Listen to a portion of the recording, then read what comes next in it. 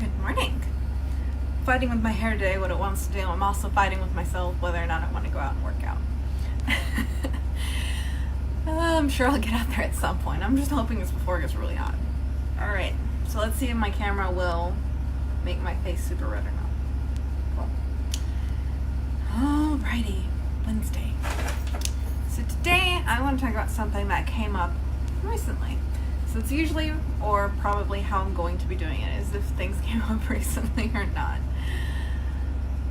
So as I mentioned in one of the other videos, the whole when should we have kids and a lot of things, these are the conversations that we have. Well, one of the things that came up with this conversation was whether or not our relationship was ready for that kind of thing. So the reason for that is because when you have kids, you have to realize that there are going to be things that are going to happen.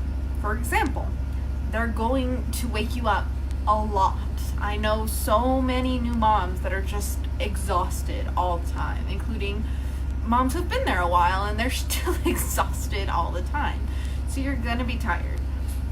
And I've heard so many people that are just like, I get cranky when I get sleepy. I'm one of those people that gets weird when they get sleepy. So these are things that you have to take into consideration. On top of that, you're going to be dealing with new challenges if you're a first-time mom. You're going to have to figure out what you're doing, what's happening, or you're going to have to readjust your life because you've never had to take this other little person into consideration, and now you do. And there's all of this, like the domino that tips over of all of these things that suddenly have to be in the forefront of your mind. All of that,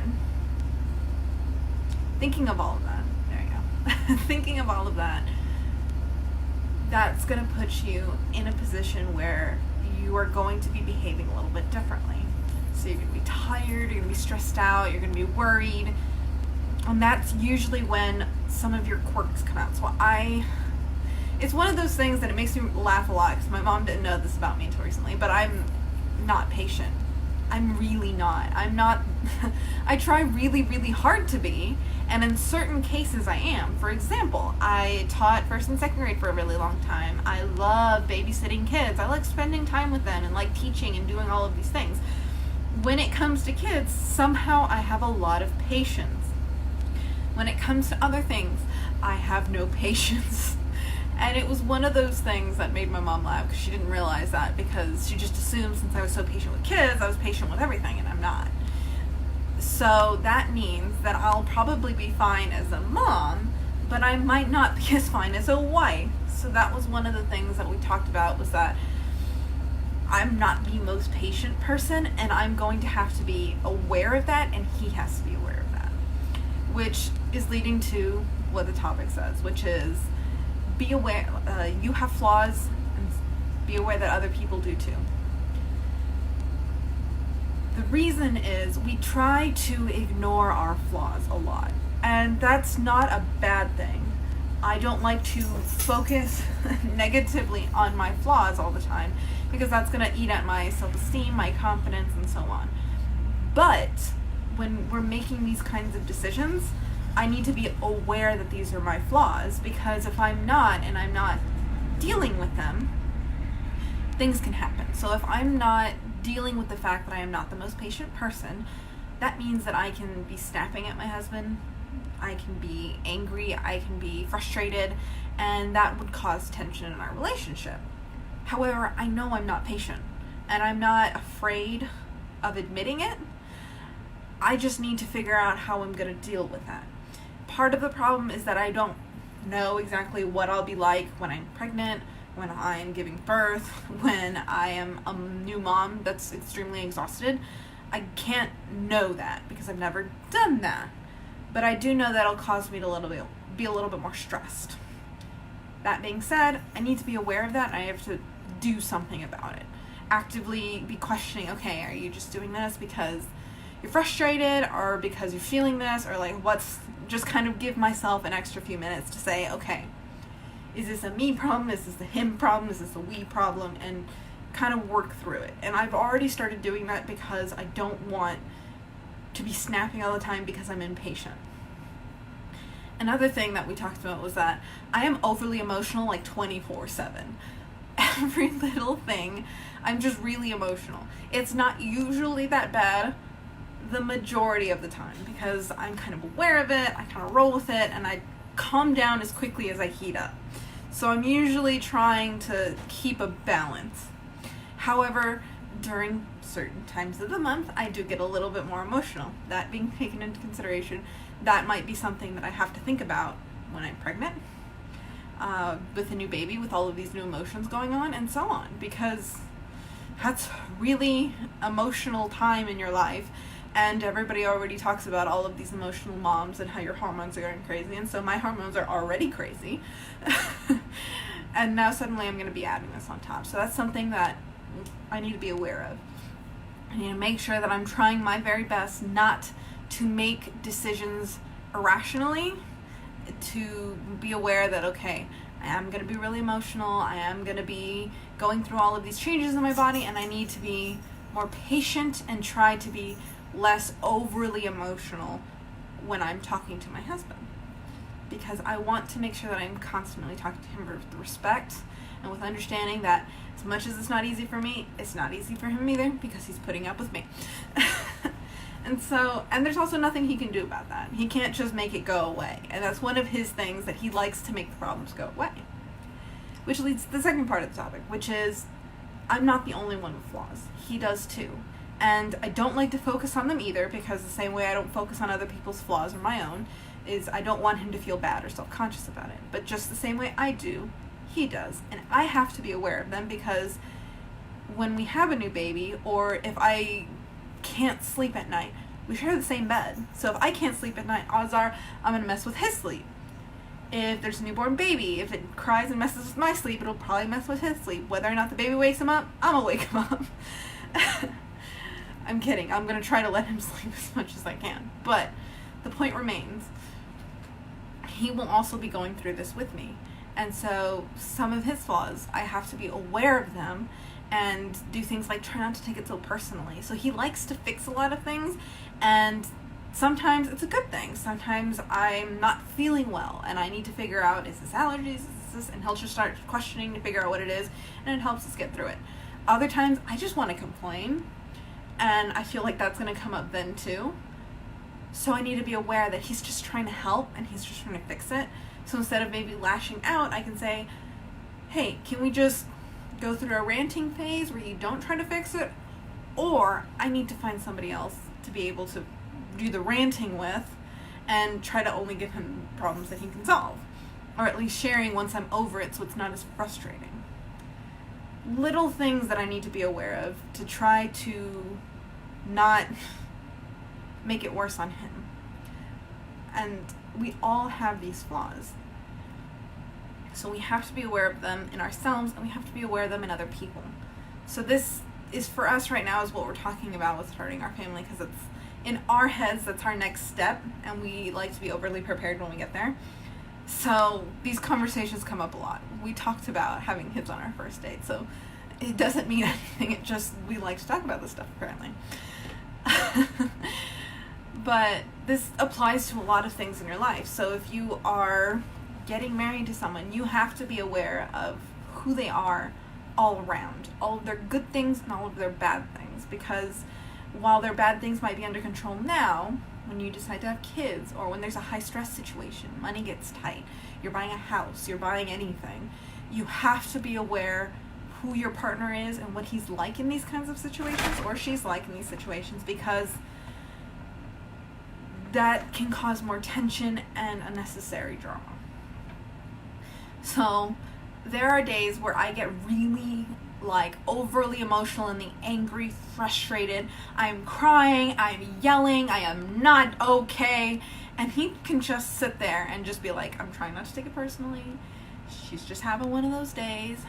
And I am, and I appreciate that, because it avoids other more stressful situations of, well, now we're in a yelling match, or now we're in this, and he's aware and I'm aware. So when I come down, because I will eventually come down, I am aware that it's probably partly my fault too for taking it so big, and I can apologize and I can work on it. I try not to do it as often, and I try to still make concrete arguments in the sense that I'm not just yelling to yell. I am trying to convey an idea. However, being overly emotional, I try to limit it. And I've learned this new technique called walk away and then walk back. So if I'm yelling at him here, I will walk to the other side of the house, breathe, and walk back. And if I'm still not ready to talk, do one more lap, because I don't want to yell at him out of anger or frustration. I want to have a conversation. So when I need to, I will walk away and I'll come back. And I think he's caught on because he's letting me do it, and we'll just pick up where we left off. If not, that's what I'm doing. So we have to figure out what our flaws are and how to handle them, as well as what the flaws of our partner are. Because if you don't know, or you don't want to acknowledge their flaws, and I can see Marble trying to cause a mess in the background, so I might turn around and yell at her at some point. If we're aware of their flaws, we can do things to help make it easier to follow along. So if, like, when my parents and I would talk and argue,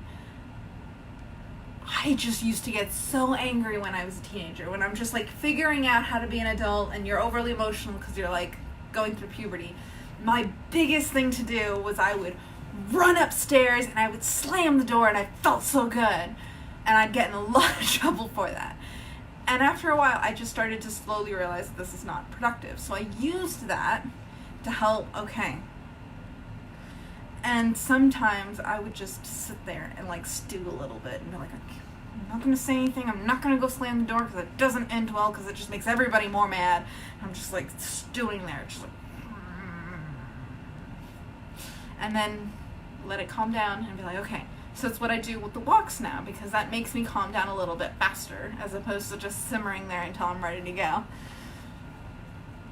So that's controlling yourself, trying to understand what your partner's going through. So I guess from my husband's perspective, one of the things he says is that he tries not to take it so personally when I yell, because it's not necessarily his fault. I am just overly emotional.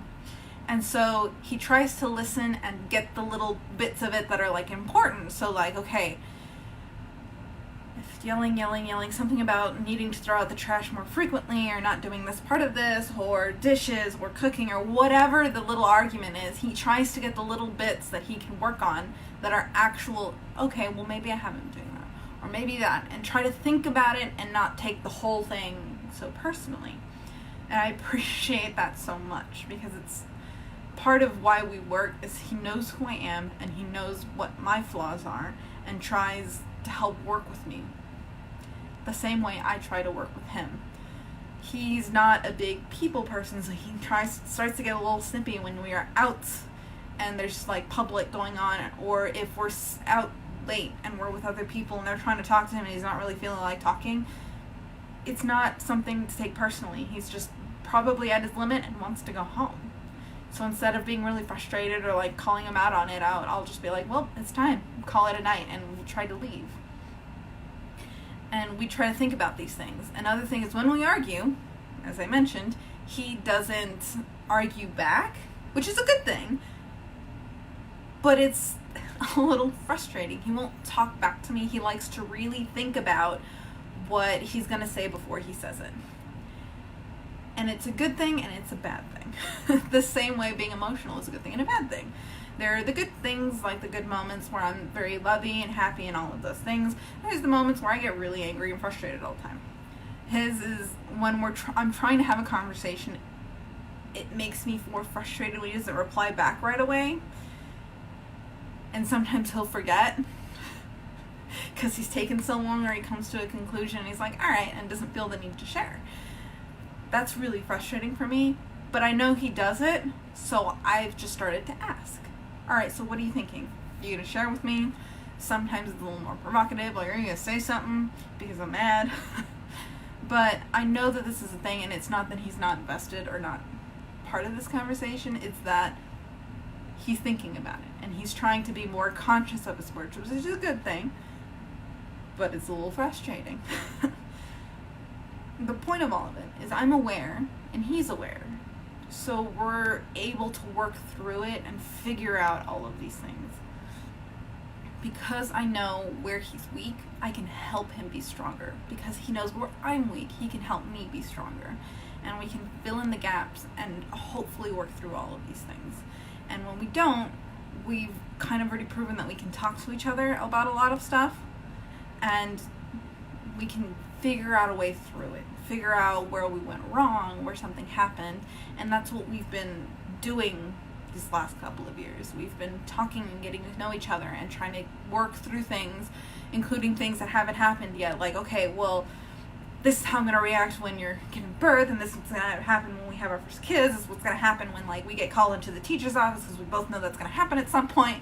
And, like, all of these things that have never happened yet, we like to talk about it so that when it gets closer and it comes up to these times, we more or less know what each other is thinking. Now, will it change? Of course. We don't know who our kids are going to be yet because they're not here yet. So obviously some things are going to change. I'm sure we'll be both disappointed if we never end up at the principal's office, because we've prepared some really good material here. But all of these things we try to talk about, get to know, just kind of see how each other's going to react. And it is a good thing.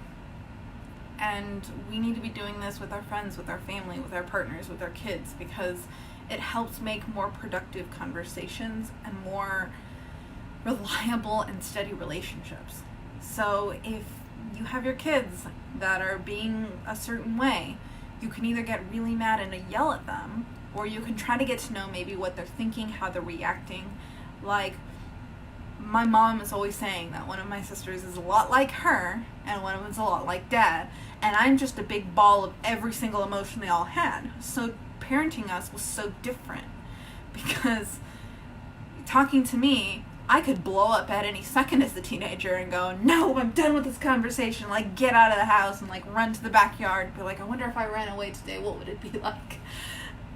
One of my other sisters is just really quiet, and so she kind of just sit there. One of my other sisters just gets really defensive really quickly, and so, like, we're all just have all of these balls of emotion, and the arguments in the house were endless, because we're all very, like, particular personalities. And so, because they got to know who we were as people, it makes it a little easier as we get older to have conversations that we know aren't going to be easy. This doesn't say our relationship is perfect, because I've gotten into arguments with my mom before, and then a few minutes later, or like an hour later, I'm just breathing and I'm like, alright, I shouldn't have said that. I shouldn't have done that. That was... I let my weaknesses get the best of me. And I have to call to apologize. And that's part of recognizing your own flaws. You have to know when you're wrong. It's not easy. It's not fun. But you have to recognize when you're the one making mistakes. Because it helps continue to make your relationship stronger. And I did call when that happened. And it was a little hard because I knew she was pretty upset about it too. But I had to get through, and I had to tell her, look, I am really sorry.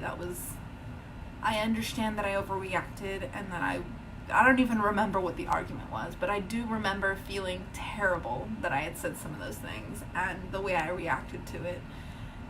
And my mom's an amazing person, and I might cry, but she said it was okay, and that she still loved me, and I obviously still love her, and we got through it. And I feel like we get a little bit closer to a better relationship every time these things happen, because, no, I don't want to argue with her all the time, but I've grown in a way that allows me to apologize for my own mistakes, to recognize that it really was me blowing up and being overly emotional about what had happened, instead of, because I remember thinking that I was really mad and I was really frustrated, and I was like, I'd already met my husband, so I was like talking to him about it. I was like, I can't believe this, and he's like, maybe you should breathe. And that was my bad. I shouldn't have reacted that way. That wasn't what it called for. So I was able to apologize and kind of pull that back together and fix it. But if I'd been so stubborn and I didn't realize what my weaknesses were, I might not have been able to be, I guess, aware enough to recognize that was my bad, that was my mistake, that I should not have reacted that way. And it helps to be able to go and apologize and be like, hey, that was my bad. And if you don't know that's your flaw, or you don't want to acknowledge this as your flaws, then you feel like you have nothing to apologize for when these things happen. And we all have moments where it's our fault, it's our bad, and we need to apologize, or we need to do something to make it right. Hopefully this helped some of you. If it didn't, well, I tried. Before I go, I have a funny story for you because it's still making me laugh today. So I mentioned a while back that a tree had fallen on my car. We finally got the insurance stuff straightened out. We got our deductible together, and I finally was like, okay, I'm taking in my car because I don't have work this week, except for one day. And so I took it in, and they had gotten some mix-up with the rentals. And so they sent me they got the rental there, and I went to go pick it up. They rented me, it's a Lincoln Navigator. So if you don't know, it's a very expensive car, one, and two, it's a big car. Like, it's this like huge vehicle, and there's so many jokes that are running around the house. But all I could think about, and I'm scooching back because I need to show you what I was wearing more or less. So I was wearing these faded jeans and my best friend's band shirt that I cut to be a crop top because I was going to use it to work out later. So I'm showing up, and I'm just sitting there going, oh my gosh, I look too cheap to be picking up this car right now. I was like, everything that I need to do in my car on a regular basis is things like go to work, take out the trash, run errands. I had just dropped off my cat's poop at the vet because they gave us one of those things because they needed to run some tests, and she didn't poop while they were there and all that good stuff. So I'm just like, all the things that I have to do are too gritty and dirty for this car. So I'm over here driving like a little grandma because I'm terrified to hurt this car. And I'm so uncomfortable because my car is a lot cheaper in comparison. And I'm just like, I'm too cheap to be in this car. I just need to get home. I need to park it. It's still making me laugh, obviously. It was just a really funny thing, and to see a Lincoln Navigator taking up the majority of our driveway right now, it's just really funny to go and look at every now and then. But maybe that laugh will be good for you guys too. Thanks for listening.